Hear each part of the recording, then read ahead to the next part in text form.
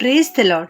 Greetings to you all in the name of our Lord and Savior Jesus Christ. Today's Bible verse, the book of Isaiah chapter 44 verse 21. I created you to be my servant and I will never forget you. ಯೆಶಾಯನ ಪ್ರವಾದನೆ ಗ್ರಂಥ 44ನೇ ಅಧ್ಯಾಯ 21ನೇ ವಚನ. ನಾನು ನಿನ್ನನ್ನು ನಿರ್ಮಿಸಿದೆನು, ನೀನು ನನ್ನ ಸೇವಕನು, ನಿನ್ನನ್ನು ಮರೆತು ಬಿಡೆನು. ಇಲ್ಲಿ ದೇವರು ನಮಗೆ ಹೇಳ್ತಾ ಇದ್ದಾರೆ, ನಾನು ನಿನ್ನನ್ನು ನಿರ್ಮಿಸಿದ್ದೇನೆ, ನಾನು ನಿನ್ನನ್ನು ಉಂಟು ಮಾಡಿದ್ದೇನೆ, ನಿನ್ನನ್ನು ನಾನು ಯಾವತ್ತಿಗೂ ಮರೆತು ಬಿಡುವುದಿಲ್ಲ ಎಂಬುದಾಗಿ ದೇವರು ಹೇಳ್ತಾ ಇದ್ದಾರೆ.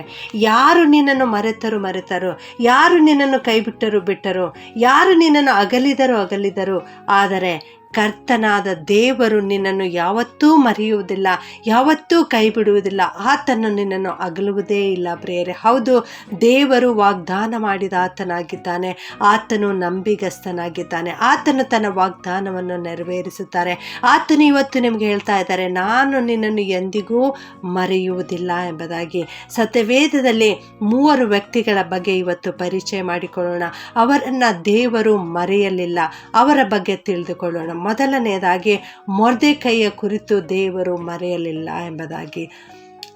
ಎಸ್ತೇರಳ ಗ್ರಂಥ 2ನೇ ಅಧ್ಯಾಯ 22ನೇ ವಚನದಲ್ಲಿ ನಾವು ನೋಡ್ತೇವೆ, ಮೊರ್ದೆಕೈಯು ಅರಸನ ಪ್ರಾಣವನ್ನು ಕಾಪಾಡಿದ್ದನು, ಅರಸನು ಮರೆತು ಬಿಟ್ಟನು ಎಂಬುದಾಗಿ. ಅರಸನಾದ ಅಹಷ್ವೇರೋಷನು ಮೊರ್ದೆಕೈ ನನ್ನ ಜೀವವನ್ನು ಪ್ರಾಣವನ್ನು ಕಾಪಾಡಿದ್ದಾನೆ ಅನ್ನುವಂಥದ್ದನ್ನು ಮರೆತು ಹೋಗಿದ್ದನು, ಆದರೆ ಕರ್ತನು ಮರೆತು ಬಿಡಲಿಲ್ಲ ಪ್ರಿಯರೇ. ದಿನಚರ್ಯ ಪುಸ್ತಕದಲ್ಲಿ ಬರೆಯಲ್ಪಟ್ಟದನ್ನು ಓದಲಿಕ್ಕಾಗುವಂತೆ ಜ್ಞಾಪಕಪಡಿಸುತ್ತಾರೆ. ಮೊರ್ದೆಕೈಗೆ ಘನಮಾನಗಳು ದೊರೆಯುವಂತೆ ಮಾಡ್ತಾರೆ. ಅಷ್ಟು ಮಾತ್ರವಲ್ಲದೆ ಮೊರ್ದೆಕೈಯು ಕರ್ತನ ಮೇಲೂ ದೇವಜನರ ಮೇಲೂ ಇಟ್ಟಿದ್ದ ಪ್ರೀತಿಯನ್ನು ಕಂಡು ಅವನ ಹೆಸರನ್ನು ಸತ್ಯವೇದದಲ್ಲಿ ಬರೆದು ಎಂದೆಂದಿಗೂ ನೆಲೆಸಿರುವಂತೆ ದೇವರು ಮಾಡಿದನು. ಅಂದು ಮೊರ್ದೆಕೈಯನ್ನು ಆಶೀರ್ವದಿಸಿದ ದೇವರು, ಮರೆತು ಬಿಡದ ದೇವರು ನಿನ್ನನ್ನು ಕೂಡ ತನ್ನ ಜ್ಞಾಪಕದಲ್ಲಿ ಇಟ್ಟುಕೊಂಡಿದ್ದಾನೆ. ಎರಡನೆಯದಾಗಿ ನೋಡೋಣ, ಯೋಸೇಫನನ್ನು ದೇವರು ಮರೆಯಲಿಲ್ಲ ಎಂಬುದಾಗಿ. ಅರಸನ ಪಾನದಾಯಕನಿಗೆ ಒಂದು ಕನಸು ಬಿದ್ದಿತ್ತು. ಆ ಕನಸಿನ ಅರ್ಥವನ್ನು ಯೋಸೇಫನು ತಿಳಿಸಿದ್ದನು, ಆದರೆ ಆ ಪಾನದಾಯಕನು ಯೋಸೇಫನನ್ನು ಮರೆತು ಬಿಟ್ಟಿದ್ದನು. ಆದರೆ ಕರ್ತನು ಮರೆಯಲಿಲ್ಲ ಪ್ರಿಯರೇ. ಫರೋಹನಿಗೆ ಕನಸು ಬೀಳುವಂತೆ ಮಾಡಿ ಪಾನದಾಯಕನಿಗೆ ಯೋಸೇಫನ ಬಗ್ಗೆ ಜ್ಞಾಪಕಪಡಿಸಿದನು, ಯೋಸೇಫನನ್ನು ಉನ್ನತ ಸ್ಥಾನದಲ್ಲಿ ಏರಿಸಿದನು. ಅಂದು ಯೋಸೇಫನನ್ನು ಉನ್ನತ ಸ್ಥಾನದಲ್ಲಿ ಏರಿಸಿದ ದೇವರು ನಿನ್ನನ್ನೂ ಕೂಡ ಇಂದು ಉನ್ನತ ಸ್ಥಾನಕ್ಕೆ ಏರಿಸುತ್ತಾರೆ. ನಿನ್ನನ್ನು ಯಾವತ್ತೂ ಮರೆಯುವುದಿಲ್ಲ.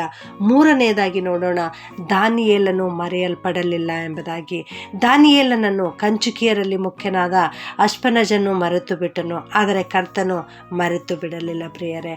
ನೆಬೂಕದ್ನೆಚ್ಚರನಿಗೆ ಕನಸನ್ನು ಕೊಟ್ಟು ನಿದ್ರೆ ಬರಮಾಡದೆ ತತ್ತರಗೊಳಿಸಿ ದಾನಿಯೇಲನನ್ನು ದೇವರು ಉನ್ನತಿಗೊಳಿಸಿದನು. ದಾನಿಯೇಲನು ತಾನು ರಾಜನ ಭೋಜನ ಪದಾರ್ಥಗಳನ್ನು ತಿನ್ನುವುದಿಲ್ಲ, ರಾಜನು ಕುಡಿಯುವ ದ್ರಾಕ್ಷಾರಸವನ್ನು ಕುಡಿದು ನನ್ನನ್ನು ನಾನು ಅಶುದ್ಧ ಮಾಡಿಕೊಳ್ಳಲಾರೆ ಎಂಬುದಾಗಿ ತೀರ್ಮಾನಿಸಿದ್ದನ್ನು ಕರ್ತನು ಮರೆತು ಬಿಡಲಿಲ್ಲ ಪ್ರಿಯರೇ. ಇದನ್ನು ನೆನೆಸಿ ದೇವರು ದಾನಿಯೇಲನನ್ನು ದೊಡ್ಡ ಸ್ಥಿತಿಗೆ ತಂದರು. ಬಾಬೇಲಿನ ವಿದ್ವಾಂಸರ ಸಕಲ ಮುಖ್ಯಸ್ಥರಿಗೂ ಅವನನ್ನು ಮುಖ್ಯಸ್ಥನನ್ನಾಗಿ ಮಾಡಿದರು. ಈ ರೀತಿ ದೇವರು ದಾನಿಯೇಲನನ್ನು ಮುಖ್ಯ ಸ್ಥಾನಕ್ಕೆ ಏರಿಸಿದ ದೇವರು, ದೊಡ್ಡ ಸ್ಥಿತಿಯನ್ನು ತಂದುಕೊಟ್ಟ ದೇವರು ನಿನ್ನನ್ನೂ ಕೂಡ ಇವತ್ತು ಆಶೀರ್ವದಿಸುತ್ತಾರೆ, ನಿನ್ನಗೂ ಉನ್ನತ ಸ್ಥಾನಕ್ಕೆ ಏರಿಸುತ್ತಾರೆ, ದೊಡ್ಡ ಸ್ಥಿತಿಯನ್ನು ಅನುಗ್ರಹಿಸುತ್ತಾರೆ. ಕೃತಜ್ಞತೆಯನ್ನು ಮರೆತು ಬಿಡುವಂಥ ಈ ಲೋಕದವರು ನೀನು ಮಾಡಿರ್ತಕ್ಕಂಥ ಕೃತಜ್ಞತೆಯನ್ನು ಮರೆತು ಬಿಡಬಹುದು, ನಿನ್ನನ್ನು ಅಲ್ಪವಾಗಿ ಎಣಿಸಬಹುದು, ನಿನ್ನಿಂದ ಉಪಕಾರಗಳನ್ನು ಹೊಂದಿದವರೇ ನಿನಗೆ ವಿರೋಧವಾಗಿ ಬರಬಹುದು. ಆದರೆ ಕರ್ತನು ಯಾವತ್ತೂ ನಿನ್ನನ್ನು ಮರೆತು ಬಿಡುವುದಿಲ್ಲ, ನಿತ್ಯತ್ವಕ್ಕೂ ನಿನ್ನನ್ನು ಮರೆಯುವುದೇ ಇಲ್ಲ. ಪ್ರಾರ್ಥನೆ ಮಾಡಿಕೊಳ್ಳೋಣ.